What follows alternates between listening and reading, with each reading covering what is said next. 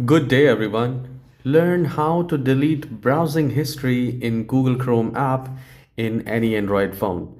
So open your Google Chrome app and then at the top right corner, click on the three dots and you will find the fifth option, delete browsing data.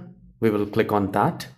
And from here, you can select the duration from all time or from last 24 hours. And you just need to select more options like what exactly you want. Click on more. So here we have the browsing history. If you want to delete cookies, you can select that. If you want to close the tab, you can. And then you just need to click on delete, and this is how you can clear the browsing history in Google Chrome app in any Android phone. Please subscribe for more tutorials like this. Have a wonderful day. Take care.